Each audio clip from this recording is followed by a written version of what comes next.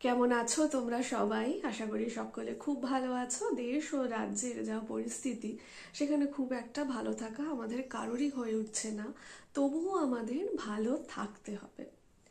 কাশ্মীরের যে ধরনের পরিস্থিতি হলো, সেখানে আমরা সবাই আবার নাড়া খেয়ে গেলাম।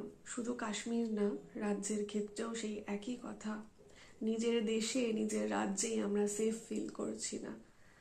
বেশ কিছুদিন ধরে ভাবছিলাম, এই যে টেররিস্টদেরকে নিয়ে, এই টেররিস্টদের ছবিগুলো যখন দেখছিলাম, তখন ভাবছিলাম এই ছেলেগুলোর ব্রেনগুলোকে কত ইজিলি ক্যাপচার করে নিয়ে যাওয়া যায় বলো। আমার চিন্তা ভাবনাকে তাদের ব্রেনে কত সহজভাবে প্রতিস্থাপন করা যায়।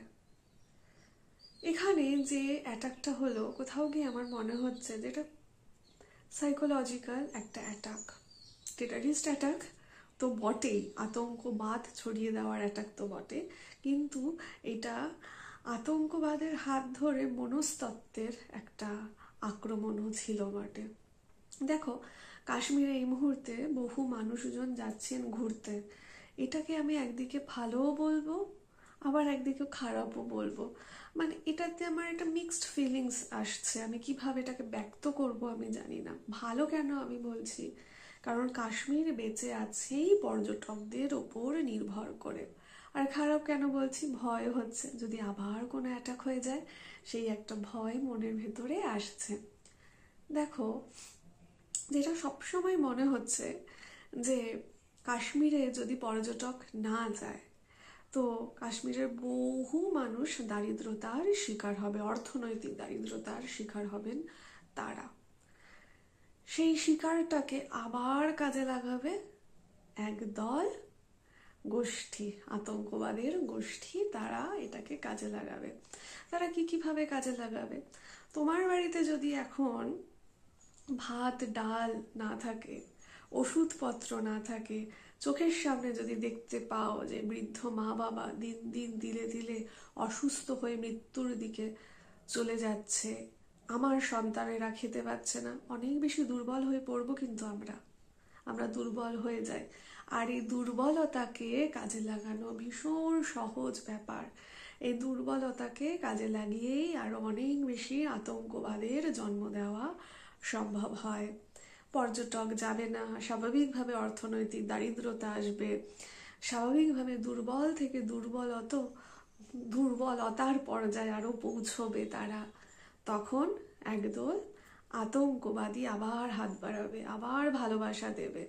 তার মধ্যে তার কি বলবো, মাথার মস্তিষ্কের খাদ্যবস্তু তাদের হয়ে উঠবে হিংসা, দেশ বিদ্রোহী মনোভাব, হয়ে উঠবে আক্রমণাত্মক মনোভাব। সেইগুলো কিন্তু মন এবং মস্তিষ্ককে খাওয়ানো হবে, প্রত্যেক মুহূর্তে খাওয়ানো হবে। জন্ম হবে আরো অনেক বেশি আতঙ্কবাদের, আরো অনেক বেশি আতঙ্কবাদী গোষ্ঠীর। সেটাই জন্ম হবে। বলা হবে, দেখেছো তো তোমাদের সাথে কি কি হচ্ছে, তোমাদের সাথে ভারত সরকার কি কি করছে। তোমাদেরকে কিন্তু কেউ মনে রাখেনি। ঠিক এইভাবে ব্রেনগুলোকে কাজে লাগানো হবে। এটা কোথাও গিয়ে সেই মনস্তাত্ত্বিক একটা খেলাই চলছে। খারাপ লাগে এটা ভাবলে গো, সত্যি খারাপ লাগে। এর থেকে না একটা বিষয় বোঝা গেল, তোমরা আমরা যারা মানুষদের একটা মস্ত বড় হাতিয়ার এই মস্তিষ্ক। আমরা চাইলে একে সঠিকভাবে পরিচালনা করতে পারি। সেই সঠিকভাবে যখন পরিচালনাটা আমরা করতে পারি না, তখন এরকম ভুলভাল ধ্বংসাত্মক এক ফলাফলের সৃষ্টি হয়। তার জন্য কিসের প্রয়োজন? সঠিক পড়াশোনার প্রয়োজন। পড়াশোনা যদি সঠিকভাবে না হয়, তাহলে আমাদের একটা ভালো মস্তিষ্কের গঠন হয় না।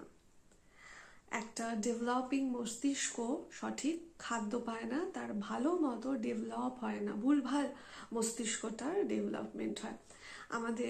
আমার এখন মনে আছে, তখন আমি বিএড পড়ছি, আমাদের একজন স্যার ছিলেন। তিনি একটা কথা বলেছিলেন মোটিভেশন নিয়ে। স্যার বলেছিলেন, আচ্ছা, আমাদের মধ্যে কি এমন কমতি যে আমরা ছেলেমেয়েদের মোটিভেটেড অত বেশি করতে পারি না, মোটিভেশন দিতে পারি না যে হ্যাঁ পড়াশোনা করো ভালো হবে। কিন্তু যখন তুমি দেখবে আতঙ্কবাদীরা কি দারুণভাবে মোটিভেটেড করে দেয়।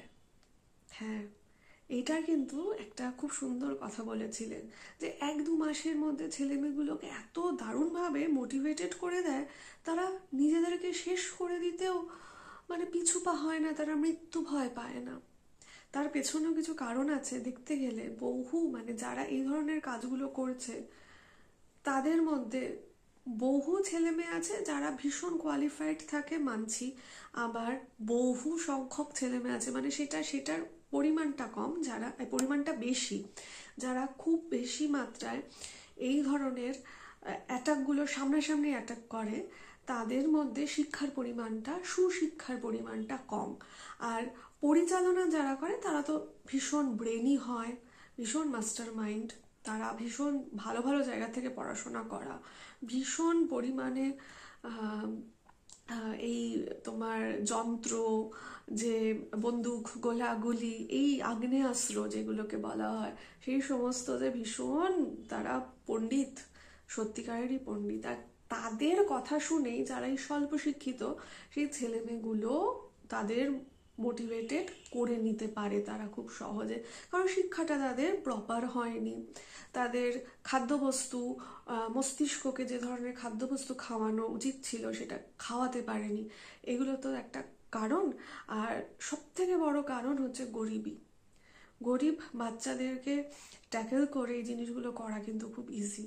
ওই যেটা বললাম, পর্যটক যাবে না, তাদের দুঃখের পরিমাণ বাড়বে, তখন কোনো একদিক থেকে ভালোবাসার হাত বাড়িয়ে দেওয়া হবে। ভালোবাসার হাত যখনই বাড়িয়ে দেওয়া হবে তখনই তার মধ্যে হিংসাত্মক, দেশদ্রোহী, যে যত ধরনের চিন্তাভাবনা আছে, খারাপ চিন্তাভাবনা, ভারতকে ধ্বংস করে দেওয়ার, ভারত মানব জাতি যাই বলি না কেন ধ্বংস করে দেওয়ার এক ইচ্ছা, সেগুলো কিন্তু জেগে উঠবে। কারণ ব্রেন তো তোমার চিন্তাভাবনা ছাড়া বেঁচে থাকতে পারে না, সেটাই কারণ। এবার এটাই আমার বলার, সকলকে বলার, সঠিকভাবে না পড়াশোনাটাকে করো, খুব ভালো মতো পড়াশোনা করো, সুশিক্ষা অর্জন করো, প্রশ্ন করার এবিলিটি রাখো। সবসময় আমিও আমার স্টুডেন্টদেরকে একটা কথা বলি, প্রশ্নটা করবি। যখনই অন্যায় হচ্ছে তখনই না প্রশ্ন করাটাকে শুরু করবি, কেন এটা হলো। কোনো একদিন, কোনো এক সময়, কোনো একজন গিয়ে যখন প্রশ্ন করবে না, তখন সেই সিস্টেম নাড়া খেয়ে যাবে। কারণ এতদিন সে প্রশ্ন শুনে অভ্যস্ত ছিল না, তার জন্য সে যখনই নাড়া খাবে তখনই কি হবে জানো তো?